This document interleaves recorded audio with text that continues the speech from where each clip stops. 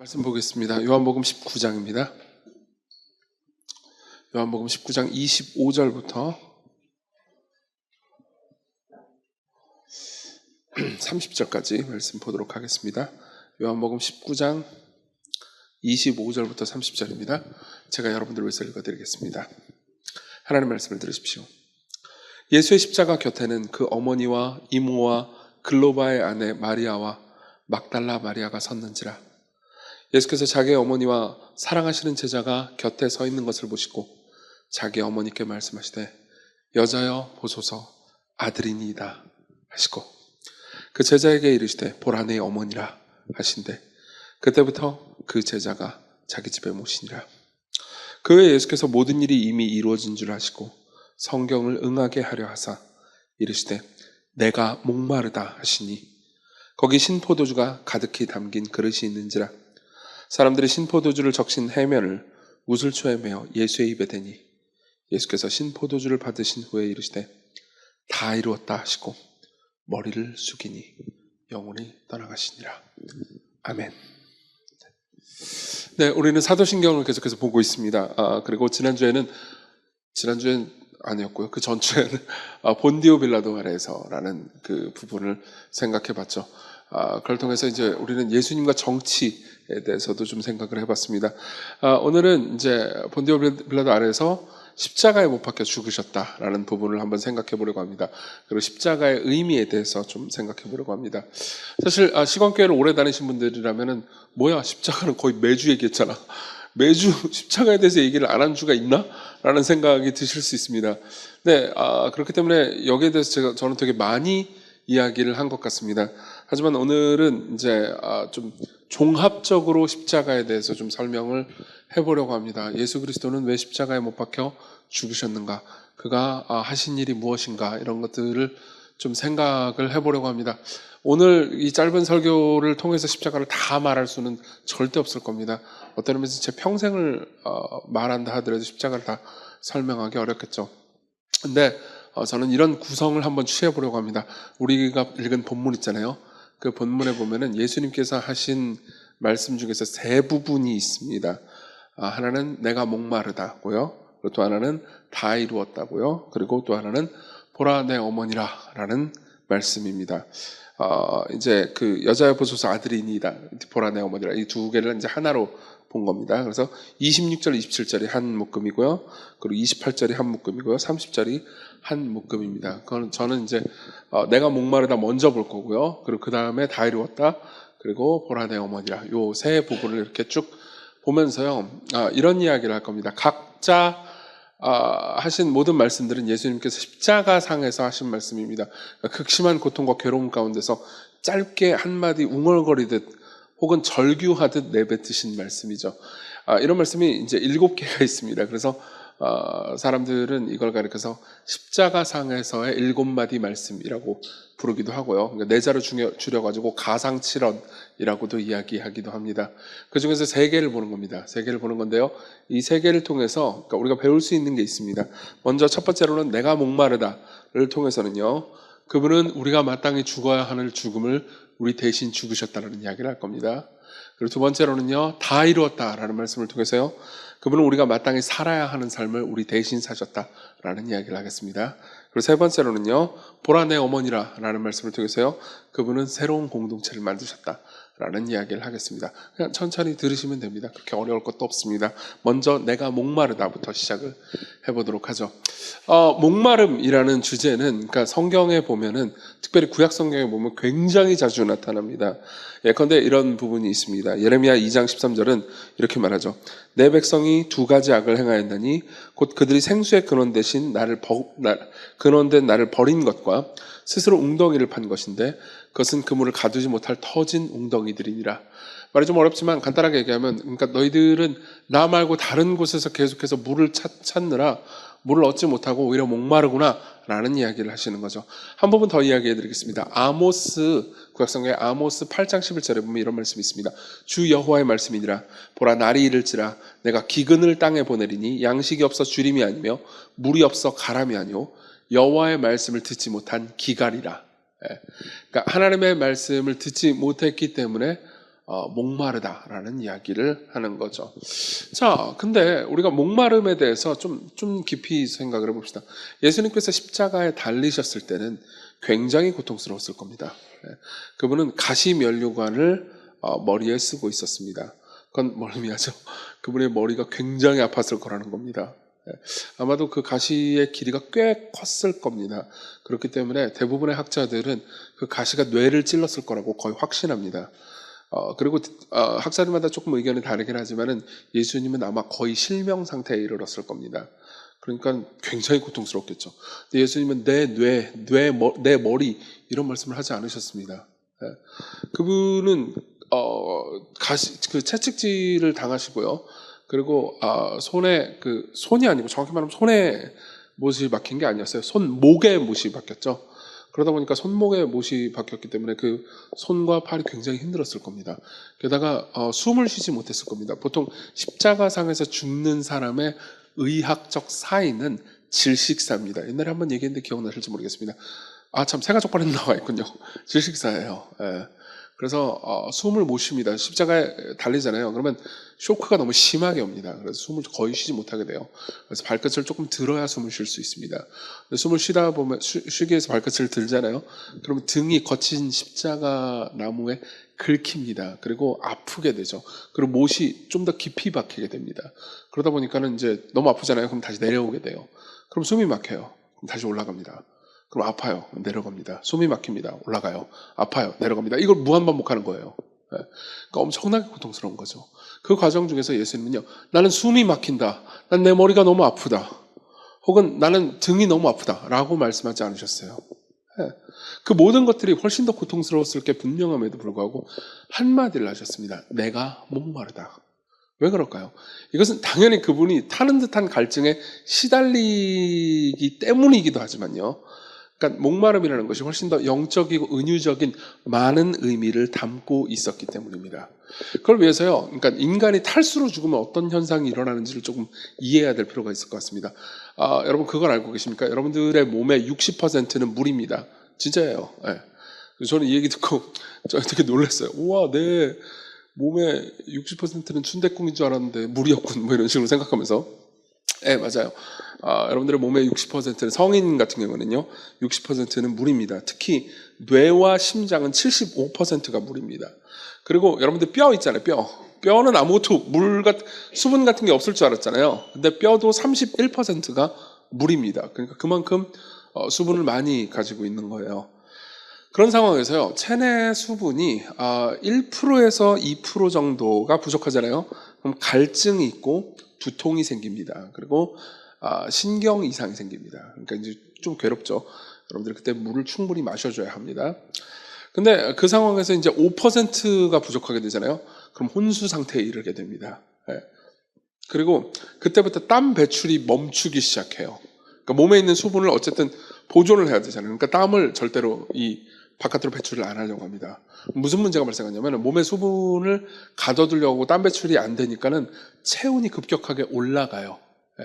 그러면 어떻게 될까요? 보통 타는 듯한 갈증이라고 말하잖아요.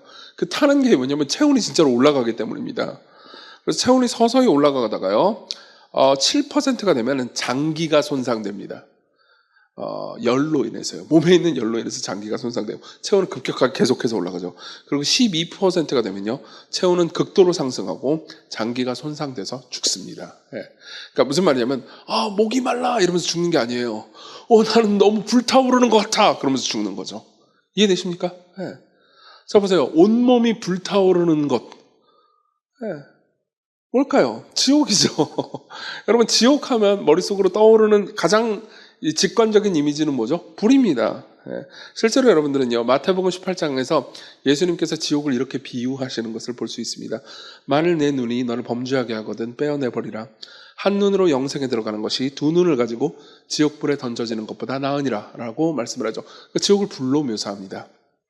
제가 옛날에 몇 번 말씀드린 적이 있지만은 이 지옥을 불로 묘사하는 것은 단순히 지옥이라는 공간이 막 불타오르기 때문만은 아니라고 했던 걸 기억하실 겁니다. 이건 은유예요. 왜냐하면 실제로 성경은요, 지옥을 불로 묘사하기도 하지만요, 바깥 어두운 곳으로 묘사하기도 하거든요. 예. 그러니까 불이 있는데 어떻게 어둡겠습니까? 그러니까 둘 다 은유라는 것을 표현하는 거예요. 근데 이걸 은유라는 것을 표현하는데 적절한 이야기가 성경에 또 있습니다. 누가복음 16장에 보면요, 어떤 한 부자였던 사람이 지옥에 가는 장면이 나옵니다. 그리고 그 지옥에 가는 장면에서 이런 이야기를 하죠. 그 부자였던 사람은요. 그러니까 지옥에 간다면 더 이상 부자가 아니에요. 누가복음 16장 23절, 그가 음부에서, 지옥에서요, 고통 중에 눈을 들어 멀리 아브라함과 그의 품에 있는 나사로를 보고 불러 이르되, 아버지 아브라함이여 나를 긍휼히 여기사 나사로를 보내어, 그 다음 잘 들어보십시오, 그 손가락 끝에 물을 찍어 내 혀를 서늘하게 하소서. 뭘 의미하죠? 나는 지금 목마릅니다 라고 말하는 거죠. 지금 실제로요, 부자는요, 내가 목마르다 라고 말하는 겁니다. 예. 내가 목마르다라고 말하는 겁니다. 이해되세요? 예. 그럼 이건 뭘 의미할까요? 지옥에 가면 모두가 탈수 현상을 겪게 된다는 걸까요? 아니요, 제가 아까도 말씀드렸지만요, 이것은 훨씬 더 영적인 의미 혹은 은유적인 의미를 담고 있습니다. 보세요, 모든 인간은요, 다른 사람들의 인정이 없이는 살아갈 수가 없습니다. 예. 그러니까 모든 인간은요, 절대적으로 필요로 하는 게 있다고요. 여러분들의 몸이 물과 음식을 간절히 원하듯이 여러분들의 삶, 여러분들의 영혼은요, 사람들의 사랑과 인정을 간절히 원합니다. 그 나쁜 게 아니에요. 여러분들은 사랑을 위해서 만들어진 존재입니다. 그 누구든 마찬가지예요. 제가 여러 번 설교 때 이런 이야기를 했는데요. 한 번만 더 이야기하겠습니다. 보세요, 인간이 삶을 살아갈 때, 그러니까 이 사랑과 인정의 언어가 없으면 얼마나 고통스러운지 예를 한번 들어보도록 하겠습니다. 그런 일이 절대 있어서는 안 되지만 여러분들이 감옥에 간다고 한번 해봅시다. 그러면 어떻게 될까요? 굉장히 고통스럽겠죠? 그럼 제가 퀴즈를 한번 내보도록 하죠. 여러분들이 만약 감옥에 간다면요, 독방과 혼거방 중 어느 쪽을 선택하시겠습니까? 독방에 가실래요? 아니면 사람들이 같이 있는 방으로 가실래요? 독방 한번 손 들어보세요. 물론 둘 다 싫겠죠. 혼거방? 오, 거의 비슷하네요. 제가 딴 데서 물어봤을 때는 독방이 좀 더 많았는데, 네, 아마 뭐 잘 모르겠지만요, 내향형인 분들은 혹은 좀 더 독립적인 분들은 독방을 선택하시겠죠. 그리고 외향형인 분은 혼거방을 선택하겠지만요, 실제로는 둘 다 고통스러울 겁니다. 옛날에 스탠포드에서 정말 실험을 한 적이 있었어요. 정말 많은 사람들이 독방을 더 많이 선택하는 경향이 있대요. 왜냐면 혼거방 같은 데 가면은 막 거기 이미 있는 죄수들이 날 괴롭히거나 막 때리거나 고통스럽게 폭언을 가할 수도 있으니까 그게 너무 무섭잖아요. 그러다 보니까 차라리 혼자 있는 게 나아, 이런 식으로 생각을 하는 거죠. 그래서 실험을 했답니다. 그리고 사람들이 얼마나 버틸 수 있는지를 봤대요. 그래서 한 달을 잡고 사람들을 모집을 했답니다. 결과는 어떻게 되는지 아십니까? 실패했습니다. 그러니까 2주가 지나자마자 사람들이 전부 다 미쳐가기 시작했어요. 네, 그렇습니다. 뭐 저는 2주 동안 혼자 산 적 많았는데요? 이렇게 말할 수도 있어요. 아니에요. 여러분들 혼자 산 적이 없어요. 2주 동안 여러분들 혼자 있었다고 하지만 여러분들은 넷플릭스도 보고 유튜브도 보고 그리고 사람들이랑 통화도 하고 카톡도 했습니다. 그러니까 혼자 있었던 게 아니에요. 맞죠? 네. 여러분들이 정말로 혼자 있잖아요. 그럼 여러분들은 고독하게 됩니다. 그래서 살아갈 수 없게 돼요. 네. 그렇다고 해가지고 혼거방으로 가잖아요. 그럼 행복할까요? 그렇지도 않을 겁니다. 보세요. 지난 일주일을 한번 생각해 보십시오. 지난 일주일 동안 여러분들이 힘들었다면 왜 힘들었습니까? 두 가지 이유 때문입니다. 하나는 사람들과 떨어져 있어서 홀로 있어서 힘들었을 겁니다. 또 하나는요, 사람들과 함께 있어서 힘들었을 겁니다. 예? 함께라면 함께 있는 방식대로 힘들고요, 홀로라면 홀로 있는 방식대로 힘들었겠죠. 왜 그럴까요? 우리 모든 인간들은요, 하나님의 사랑을 닮은, 하나님의 형상을 닮은 피조물로 지음받았습니다. 하나님은 본질적으로 사랑이세요. 성경은 하나님이 사랑이시다라고 말합니다. 왜 그럴까요? 성부와 성자와 성령은요, 서로 사랑합니다. 서로 사랑하면서 사랑의 미러를 나누시면서요, 계속해서 영원전부터 행복하신 분이었어요. 그리고 우리는 그러한 하나님을 닮은 존재로 지음받았습니다. 네. 그리고 그게 의미하는 바는요, 여러분들은 사랑과 인정 없이 살아갈 수 없다는 거죠. 아이를 한번 생각해 보십시오.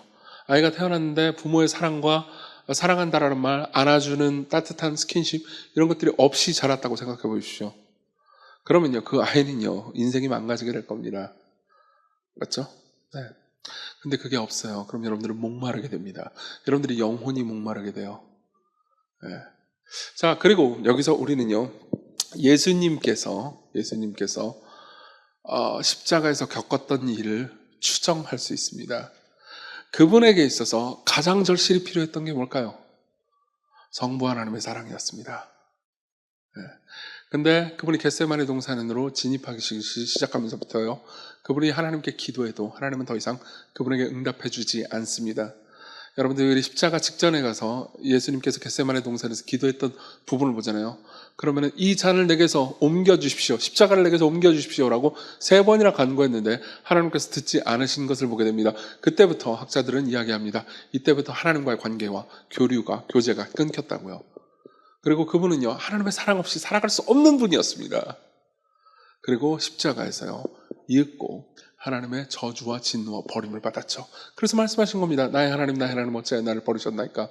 그리고 그때 그분은요, 그러니까 온몸에 있는 수분이 빠져나가서 탈수 현상이 일어나가지고 몸이 불타는 것을 경험하는 것처럼, 아니 그 이상의 고통으로요, 하나님의 사랑이 완전히 사라져서, 하나님의 인정이 완전히 사라져서 심각한 탈수 현상을 겪게 됩니다. 그것은 당연히 십자가로 인한 육체적 탈수 현상도 포함했겠지만요, 영혼의 탈수 현상을 겪게 되는 거죠. 그걸 가르쳐서 뭐라고 말합니까? 지옥이라고 말합니다. 네, 그분은 지옥에 계셨습니다. 여러분, 그 사도신경을 보면요, 나중에 그분이 지옥에 내려가셨다라는 표현이 나옵니다. 우리나라 말 사도신경에는 나오지 않아요. 그냥 빠졌거든요. 근데 옛날 고대 사도신경에는 나옵니다.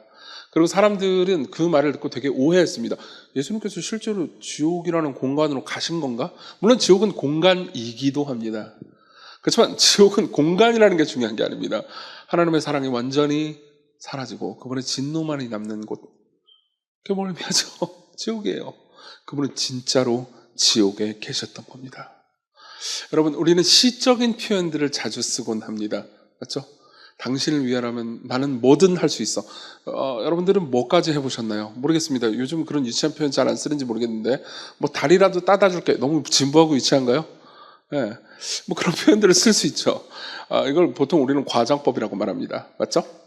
근데요, 실제로 여러분들이 이런 표현을 들어보신 적이 있습니까? 당신을 위해서 지옥이라도 갈 수 있어. 네. 있습니다. 그런 표현이. 여러분, 어니스트 해밍웨이 아시죠? 네, 노인과 바다. 네. 안 읽어봤어도 그런 사람 이름 들어봤잖아요. 그렇죠? 해밍웨이가요, 10대 때요, 자기가 사랑하는 아네트 데버러라는 여성에게 실제로 그런 시를 썼습니다. 그대와 함께라면 지옥이라도 기꺼이 가겠어. 아니, 내 목숨마저도 내놓을 수 있어.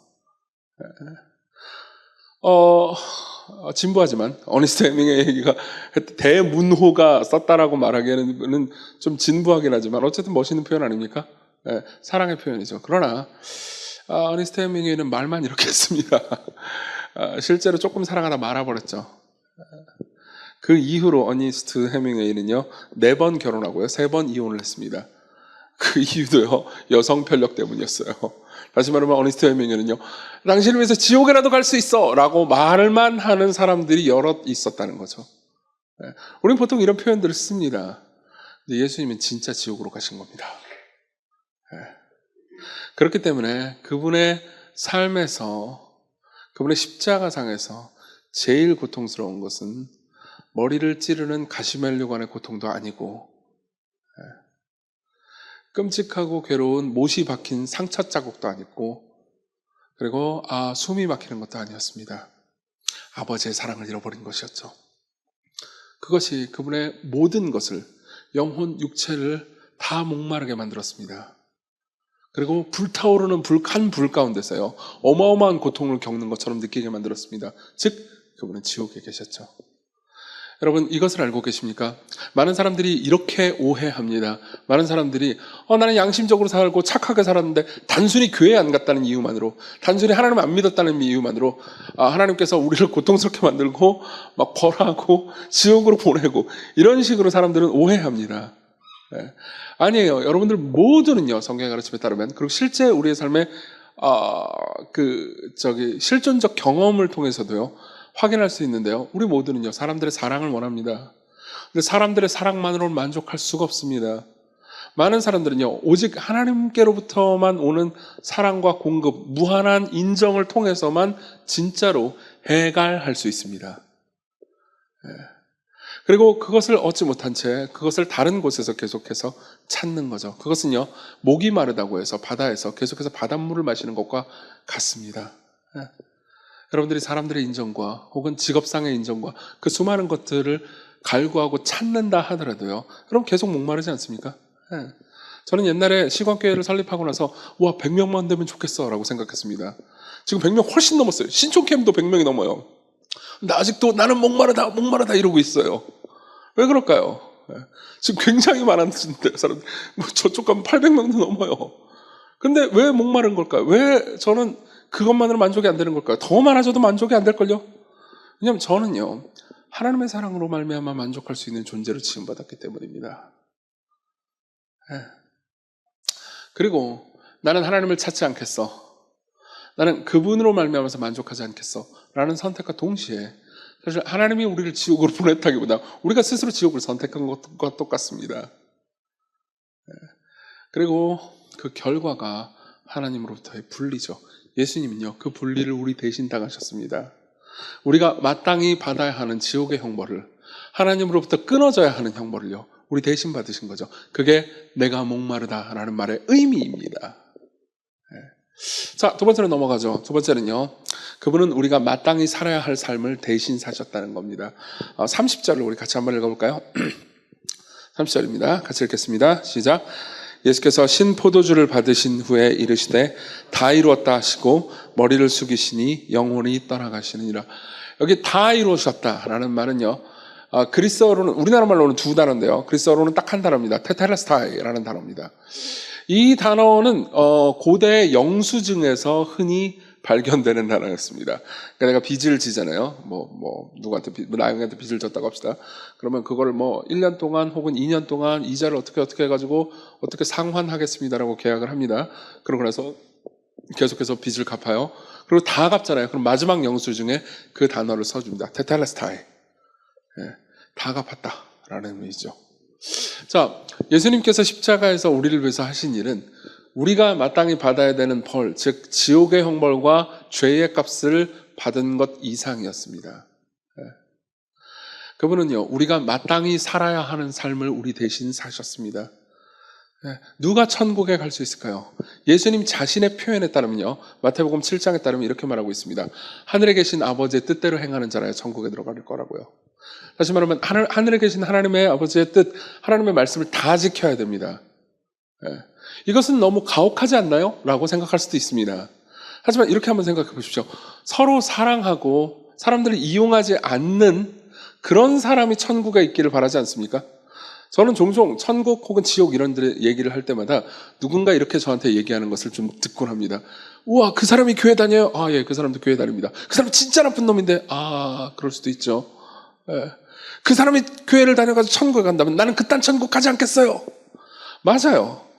그 사람이 하는 말은 나는 그딴 천국 가지 않겠어요 라고 말하는 사람이 하는 말은 합당합니다. 예. 나쁜 놈들이 있는 천국을 여러분들이 왜 가고 싶겠습니까? 그렇죠? 예. 맞아요. 누구도 완벽한 삶을 살지 않잖아요. 그럼 천국에 가면 안 됩니다. 그건 천국을 더럽히는 짓이에요. 바꿔서 말하면 저라 여러분들 모두가요, 천국에 합당하지 않다는 겁니다. 저도 완벽한 삶을 살지 못해요. 완벽은커녕, 그러니까 완벽의 10%나 5%도 살지 못합니다. 제가요, 직분상 설교를 하는 자리에 있으니까, 이 앞에 있으니까 신앙에 관한 얘기를 많이 하게 되잖아요. 그러면요, 신앙에 대해서 제가 신앙생활을 잘한다고 착각을 하게 될 가능성이 있습니다. 근데 여기 앉아 계신 분들 중에서 저보다 신앙 좋은 분들이 훨씬 많습니다. 네. 그러면요, 보세요. 우리 모두 그런 사람들이라면요, 누가 천국에 갈 수 있을까요? 예수님께서는 이렇게 말씀하십니다. 그분이 산 선한 행동들, 하나님의 말씀과 율법을 완벽하게 다 지킨 것들, 그런 것들을 우리에게 주셨다고 말합니다. 즉 빚을 다 갚았다는 겁니다. 우리가 마땅히 해야 되는 것, 우리가 마땅히 갚아야 되는 것을 그분이 우리 대신 다 갚았다는 겁니다. 이건 두 가지를 말해줍니다. 첫 번째로는요, 여러분들은 이미 의롭다고 선언됐고 그리고 앞으로도 계속해서 의롭게 변화될 거라는 겁니다. 십자가는 그것을 보장합니다. 여러분들이 예수님을 정말로 믿잖아요. 그럼 여러분들은 성화됩니다. 오늘 낮에도 그런 이야기를 잠깐 했죠. 여러분들은 점점 더 매력적이고 아름다운 성품으로 변해갑니다. 점점 더 의로운 일을 하게 됩니다. 그리고 결국 여러분들은요, 그분의 품 안에 안겨서요, 완벽하게 죄 없는 상태를 즐기고 누리게 되죠. 이게 그분이 십자가에서 이루신 일입니다. 이게 첫 번째 의미예요. 두 번째 의미는요, 이건 되게 중요한 부분인데요, 예수님께서는 여러분들에게 단지 세컨 찬스만을 준 게 아니라는 거죠. 저는 옛날에 그런 식으로 신앙을 오해했습니다. 여러분 제 이야기를 잘 들어보시고 여러분들이 신앙생활을 이런 식으로 오해하고 있다면 지금 신앙생활을 고치셨으면 좋겠습니다. 저는 옛날에 이런 식으로 생각했습니다. 예수님을 믿기 이전에 제가 지은 죄들이 꽤 많잖아요. 그렇죠? 그거는 이제 내가 죄를 지은 거에 대해서 예수님을 믿잖아요. 그럼 과거에 대해서는 예수님이 묻지도 따지지도 않겠다. 자, 두 번째 기회를 주겠다. 이제부터는 착하게 잘 살거라. 그리고 너희들이 착하게 잘 살면 내가 복을 많이 주겠다. 이게 기독교 신앙인 줄 알았습니다. 아니에요. 예수님은 그 이후에도 우리가 나쁘게 살 것을 알고 계셨습니다. 그분의 십자가에서의 죽으심은요, 우리가 예수님을 믿기 이전의 삶에서 잘못만을 대속한 게 아니고요, 우리가 죽는 날까지의 삶 전체의 잘못을 대속하신 거였어요. 이걸 설명해 주기 위해서 예화 하나를 들겠습니다. 이 예화는 그렇게 길지 않습니다. 그리고 바로 세 번째 이야기로 넘어갈게요. 그 레베카 피펫이라는 이제 목회자가 있습니다. 이분은 이제 IVP, 미국의 P가 아니죠, IVF라는 선교단체 간사님이었어요. 그리고 이 IVF 선교단체 간사님인 이분은 이제 복음 전도를 많이 하고 다녔죠. 근데 이제 자신이 이제 설교를 한번 하고 이제 어느 날 내려왔던 겁니다. 근데 어떤 한 여성이 울면서 자기에게 찾아오더래요. 그때 이제 그 레베카 피퍼스는 복음에 대해서, 십자가에 대해서 설명을 하고 내려왔었습니다. 이제 울면서 찾아오더래요. 그래가지고 왜 그러냐? 그러니까 자기는 이제 과거에 지은 죄가 있다는 거죠. 그래서 뭐냐라고 물어봤답니다. 그러니까 이제 자기가 이제 자기 남편은 이제 목회자였고 자기도 이제 그럼 사모님인 거죠. 근데 과거에 저질렀던 죄가 있답니다. 둘은요, 어떤 청년들이 많은 교회에서 목회를 하는 사람들이었다고 합니다. 그리고 둘 다 청년들에게, 그러니까 하나님의 말씀을 엄격하게 지키고, 그리고 특별히 결혼 전에 혼전 순결을 엄격하게 지킬 것을 강조했다고 말해요.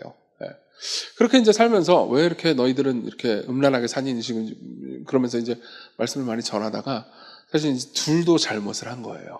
그 과정 중에서. 그러다가 임신을 하게 됐습니다. 여자가요. 그리고 이 모든 게 들통나면 어떻게 되겠어요? 그들은 직업도 잃어버리고 모든 걸 다 잃어버리게 되는 겁니다. 그렇죠? 그래서 어떻게 했냐? 남편이 이제 남편 될 사람이, 아직 결혼하기 전에요, 남편 될 사람이 막 종용을 한 거예요. 낙태를 하라고. 그래서 낙태를 한 겁니다. 그리고 나서 2달인가 1달인가 있다 결혼식을 했대요. 결혼식을 할 때 사람들은 축복해줬죠. 그러면서 이 여자가 이런 얘기를 했답니다. 그때 나는 백색 드레스를 입고 있었고 사람들은 모두 나를 순결하다고 생각했지만 나는 커다란 죄를 지었어요. 그러면서 울면서요, 나는 아무것도 할 수 없고 하나님께서 나를 저주하실 거라고 이야기를 했답니다. 사실 저는 그런 일을 겪어보지 않았기 때문에 그런 일을 겪은 사람이 얼마나 큰 죄책감에 빠져 있는지 가늠할 수도 없습니다. 사실 제일 큰 죄책감은 아마 그러니까 내가 위선자였다라는 것이 제일 큰 죄책감일 겁니다. 내가 살인과 간음을 행했다는 것 이상이겠죠. 자, 그리고 나서 이제 쭉 상담을 하다가 레베카 피펫이 이런 이야기를 했대요. 들어보십시오. 나는 호흡을 고르고 내 생각을 말했다. 뭘 그렇게 두려워하는지 이해가 잘 안 가네요. 자신의 죄 때문에, 자매의 죄 때문에 사람이 죽은 거라면, 그렇죠? 아기를 죽였잖아요. 그렇죠? 자매의 죄 때문에 사람이 죽은 거라면 이 일은 두 번째 아닌가요? 라고 물어봤대요. 당신이 두 번째 사람을 죽인 거 아닌가요? 라고 물어보더래요. 그래서 이제 이 자매 입장에서는 어리둥절한 거죠. 그죠? 그 여자는 완전히 어리둥절해진 눈길로 나를 쳐다봤다. 자매님, 나는 말을 이었다. 십자가를 바라볼 때 우리가 십자가 처형을 집행한 자들인 양 요란을 떨죠. 그렇죠? 사실 아까 했던 첫 번째 이야기에서 했던 얘기이긴 한데요, 우리는 우리 죄 때문에 예수님이 죽었다고 보통 이야기를 합니다. 그럼 바꿔서 얘기하자면요, 우리가 예수님을 죽인 것과 똑같다는 거죠. 그렇죠? 그래요. 종교적이든 종교와는 담을 쌓았든 착한 사람이든 나쁜 사람이든 낙태 경험자든 낙태 반대자든 우리 모두에게는 지금까지 존재한 인간 가운데 유일하게 죄가 없는 한 인간의 죽음에 책임이 있습니다. 예수님은 우리의 모든 죄, 과거, 현재, 미래의 죄를 위해 죽었습니다. 예수께서 갚지 못할 죄가 있다고 생각하시는 거예요. 자매들로 하여금 아기를 죽이게 한 그 교만의 죄가 바로 그리스도를 죽인 죄랍니다. 2000년 전 십자가 처형에 그 자리에 있었냐 아니냐는 문제가 아니에요. 우리 모두가 그분을 십자가로 내몰았어요. 루터는 우리 주머니에 항상 예수를 십자가에 못 박은 못이 있다고 말했죠. 전에도 사람을 죽여봤다면 왜 또다시 못 죽이겠습니까? 당신은 그만큼 교만한 사람이고 그만큼 용서받은 사람입니다. 네. 여러분, 예수님께서요, 여러분들을 위해서 얼만큼 이루셨다고 생각하십니까? 20%? 50%? 아니요, 100%입니다. 그게 그분이 다 이루었다는 말의 의미예요. 이게 여러분들을 방종하게 할 것 같습니까? 네, 방종하게 할 겁니다. 여러분들이 이 가르침을 피상적으로 이해한다면, 그분이 나를 위해서 모든 걸 이루셨어, 내 마음대로 살아야지. 여러분들은 이해하지 못했습니다. 여러분들은 그분의 큰 사랑이 어떤 것인지 이해하지 못했습니다. 제가 아까요, 처음 설교를 시작할 때 이런 이야기를 했습니다. 십자가에 대해서 설교해야 되고 저는 두렵습니다. 예, 진짜 두려워요. 보통 저녁 예배 때라면 제가 즐겨 하던 농담도 좀 잘 안 하고 있습니다. 사실 드립이 몇 개 생각났는데 일부러 꾹 참았어요. 왠지 아세요? 한편으로 이것은 너무너무 진지한 이야기인 동시에 또 다른 한편으로 정말 많은 사람들이 십자가를요 굉장히 피상적으로 이해하고 있기 때문입니다. 여러분, 하나님이 하나님의 아들을 죽이지 않고는 여러분들의 죄를 해결할 수 없다고 결정하셨기 때문에 하나님의 아들을 죽음으로 내어주신 겁니다. 그만큼 우리의 죄는요, 우리의 교만은요 심각한 문제입니다. 단순히 사람을 죽였거나 간음을 한 것 이상이에요. 우리는 하나님 없이 살 수 있다고 독립선언을 한 존재들입니다. 그것이 얼마나 교만한 것인지 사실 감당할 수도 없습니다. 나는 물 없이 살 수 있는 존재다 라고 말하는 것보다 훨씬 더 교만한 행동이죠. 그러한 우리에게 그분은 물이 되셨습니다. 우리가 원하지도 않았을 때 그분이 먼저 우리를 찾아오셨고, 우리가 이해하지 못했을 때 그분은 우리를 사랑하셨습니다. 우리가 다 이해하고 나서야 우리를 용서해 주신다면요, 우리가 충분히 너무너무 감격했습니다, 내가 이제 하나님 뜻대로 사랑하면서 살 수 있게 됐어요 라고 고백할 때야 우리를 용서해 준다면요, 우리 중 누구도 용서받지 못할 겁니다. 그분이 우리가 다 이해하지 못할 때, 우리가 충분히 방종한 삶을 살 때 먼저 일하셨어요. 이 이야기를 듣고 여전히 그럼 내가 방종한 삶을 살아도 좋겠군 이라고 생각한다면요, 여러분 자기 자신을 들여다보시고요, 하나님께 기도해 보십시오.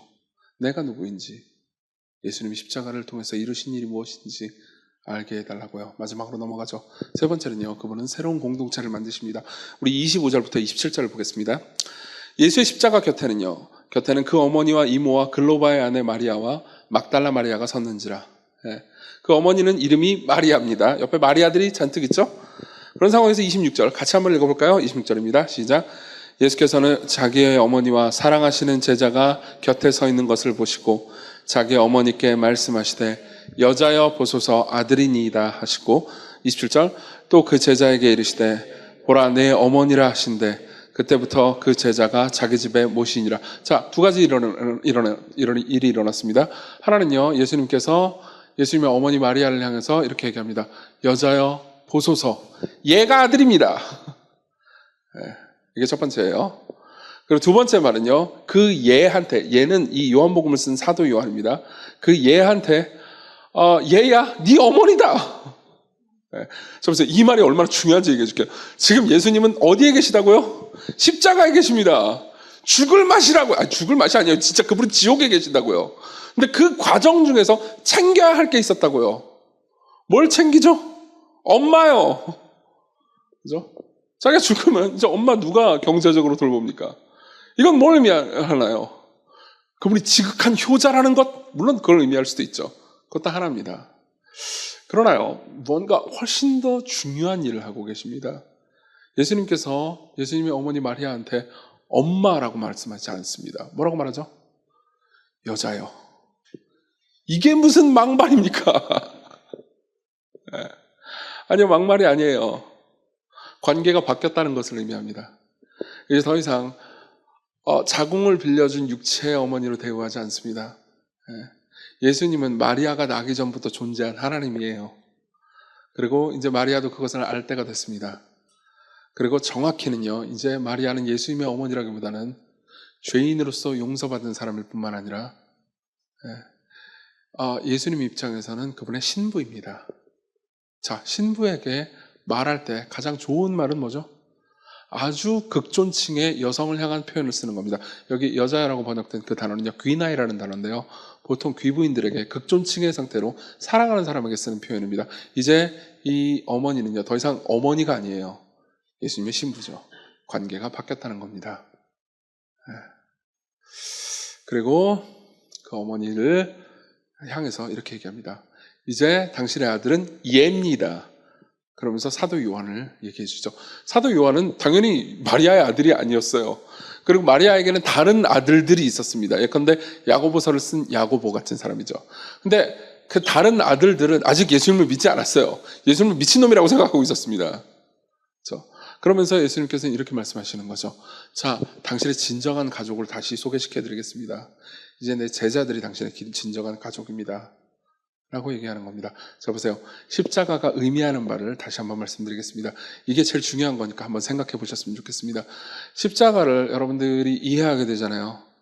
그러면요, 하나님께서는 십자가를 이해하고 십자가를 누리고 십자가를 믿는 사람들을 가족으로 만드십니다. 이제 더 이상 혈연보다 혈연이 그들에게 제일 중요한 게 아닙니다. 물론 이 말은 혈연을 무시하라는 게 아닙니다. 근데 예수님께서는요, 피로 맺어지지 않은 사람들을 예수 그리스도의 피로 다시 맺어주십니다. 실제로 예수님께서는 이렇게 말씀하신 적이 있습니다. 베드로가 예수님한테 이렇게 물어본 적이 있어요.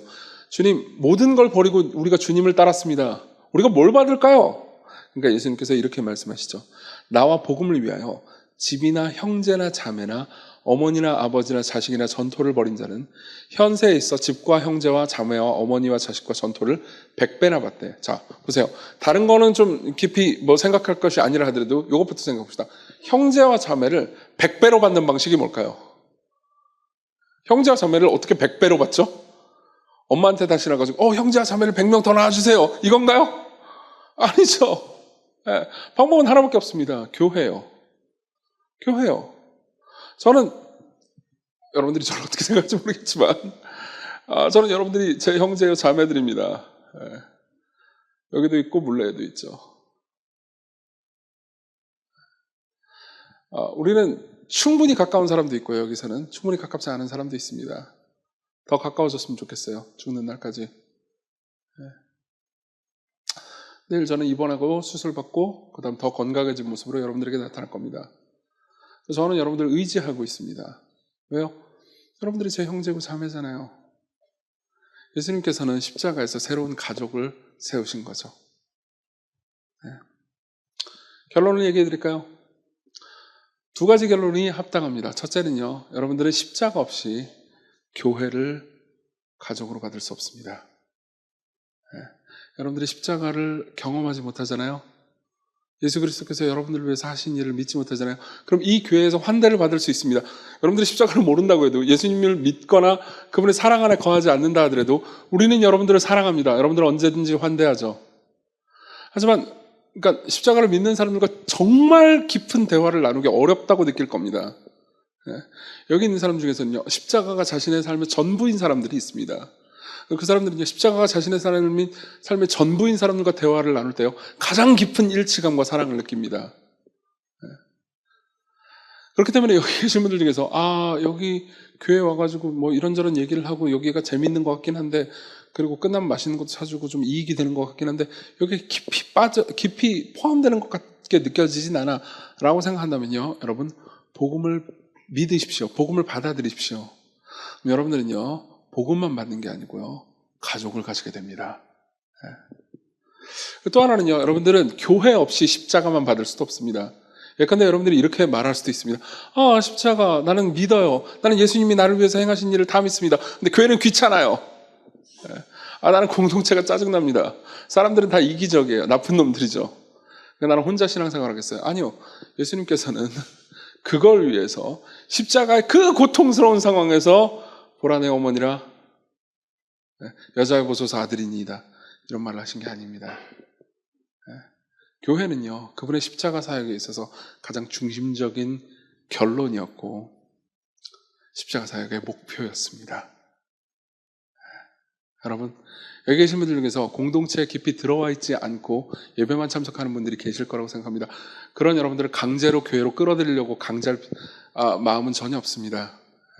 그렇지만 여러분들이 교회로 깊이 들어가지 않는다면 십자가를 이해하지 못할 겁니다. 그리고 사람들과 더불어서 대화를 나누시고 여기 있는 사람들과 친구가 되어 보십시오. 궁금한 게 있으면 저한테 물어보십시오. 아니면 오로라 전도사님한테 물어보십시오. 이익주 목사님도 있습니다. 이익을 주지요.